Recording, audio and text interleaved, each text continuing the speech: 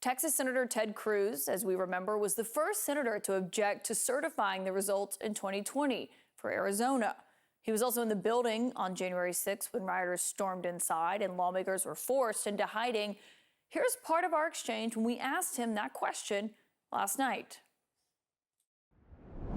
Will you accept the results regardless of who wins the election? So Caitlin, I got to say, I think that's actually a ridiculous question. It's a yes or no question, though. No, it's not. So you're asking, will you promise no matter what to agree an election is illegitimate regardless of what happens? And that would be an absurd thing to claim. The media engages in this weird game post-Donald Trump that you insist no voter fraud has ever existed. Why does every state have laws in place to challenge voter fraud if it occurs? The media Why do you have election challenges? This isn't a game. There was no widespread voter fraud. You only ask Republicans that. Because it was Republicans who tried to block the transition of power. You have to acknowledge that. So we've never seen it on a scale of what happened in 2020, and we've never seen the president refuse. He wouldn't even let Joe Biden get classified briefings at the beginning. I recall that. So my question for you again, free and fair election, will you accept the results regardless of who wins? Look, if the Democrats win, I will accept the result, but I'm not going to ignore fraud regardless of what happens. Was there fraud in 2020?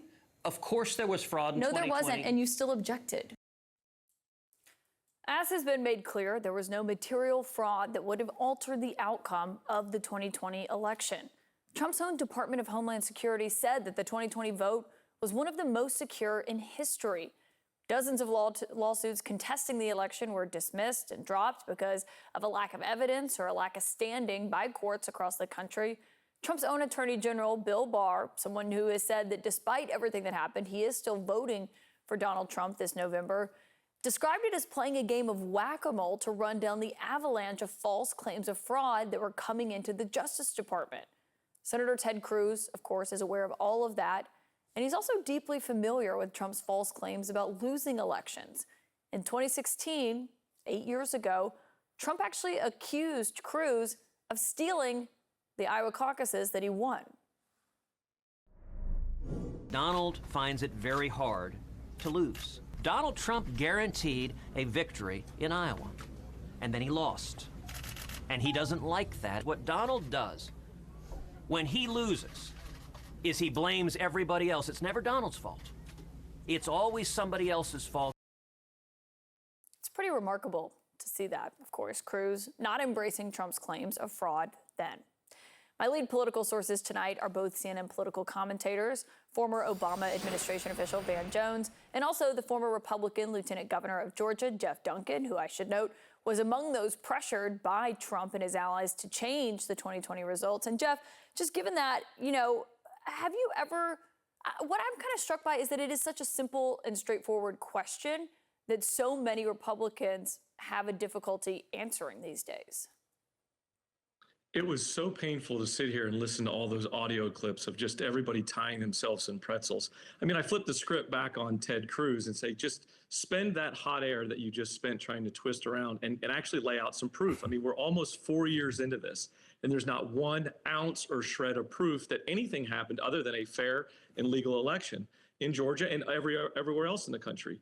Was there anomalies? Certainly, but there was never been an election that's been more scrutinized than the Georgia election.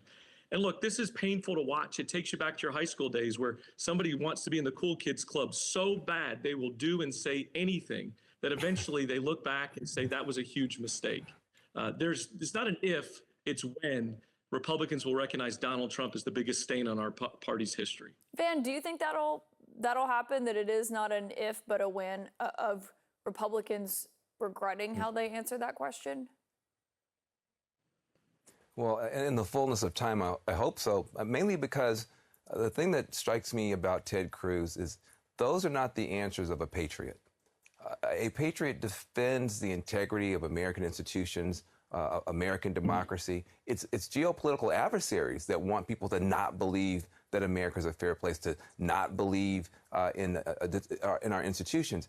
Ted Cruz, until a few years ago, called himself a patriot. What kind of patriot won't even defend the most prized democratic experiment in history, American democracy? He won't even defend it. He won't even just say the simple truth, which is that we do a damn good job in this country. Those poll workers do a damn good job in this country. People in both parties do a damn good job of counting these votes. And we are the envy of the world. He won't even defend American democracy, but he wants to be called the patriot. But Jeff, Georgia is one of the states that altered its voting laws since the 2020 election. We've talked to Georgia Governor Brian Kemp about that multiple times here on the show. I mean, we have seen where it led to changes in election laws in certain states. And as Senator Cruz pointed out last night, if there is an issue with an election, because obviously we don't want there to be material fraud in our elections, there's a place to adjudicate that, to deal with that, and it's a court. And what happened when Donald Trump and his allies and Rudy Giuliani took it to court was they failed. Everything was thrown out. They were all dropped. There is a process in place to modernize elections as we go forward in time. It's been as long as I can remember, and certainly in the past election cycle, we did that. We looked at some of the anomalies that were in place. Both Democrat and Republican ideas came together, but that's what we constantly do in America. We are willing and able to update those laws. But look, this whole thing started because Donald Trump lost, and he didn't lose for any other reason than he was the worst candidate in the world. And Republicans, specifically Republicans in the suburbs, figured out he was a snake oil salesman. And he acted like he was a Republican for 4 years, but he didn't. He wasn't. He was fake. He added $8 trillion worth of debt when he said he wouldn't. He built a selfie station at the wall instead of actually building a wall. He acted like a clown around the world, and he had self-serving interest in every meeting that he had. Other than that, he was decent, I guess, right? But we saw through it. And anybody who thinks that the suburbs are going to come back and vote for him again, have it wrong. If we give Donald Trump 4 more years in the White House, it's like giving a drug addict more drugs to fix the problem. We know what we have to do. We have to get rid of him and move on as a party. But Van, I mean, the question is how people deal with this. And Van, I wonder what your response is to what you heard from Senator Cruz there, and we've heard this from other Republicans, is they point to comments made by people like Stacey Abrams in Georgia and Hillary Clinton. Though, of course, Hillary Clinton gave a concession speech. We all watched it after the 2016 election. They do use those moments, though, in these arguments to say, well, it's the same thing, even though, of course, John Kerry never condoned what was happening. Joe Biden, when he was vice president, certified the election and the results of it on Capitol Hill.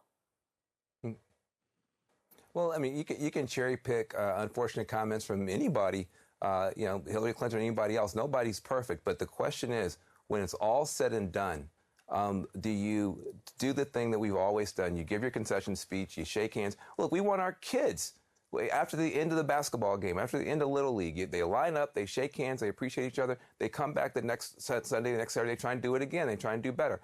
You got a Republican Party failing kindergarten now on just basic decency, basic fair play. And yeah, sure, you can cherry pick, but it's interesting to me, you don't cherry pick anything else Democrats do to defend Republicans. So why is this one behavior of a couple of people? And also, I remember in the year 2000, I'm old enough to remember in 2000, Al Gore coming before the country when it was clear to us as Democrats that he had been robbed and ripped off and mistreated by the Supreme Court. We were angry. People would have gone to the streets in an instant. And Al Gore said, I accept the Supreme Court's decision. Let's move forward. It was an act of courage. It was an act of patriotism. And we've seen nothing of the kind from this Republican Party, despite the fact that there's plenty of evidence that Al Gore could have pointed to and none that they can point to. So what does patriotism mean? If you only love the country when you win, you're not a patriot. Well, and Jeff, that's what is kind of confounding about this is, I was looking at how different Republicans have answered this. Senator J.D. Vance, in an interview, I believe with Dana Bash, said, yeah, if it's a free and fair election, Republicans will enthusiastically accept the results of it. But why is it so difficult for the others to just say yes to that question?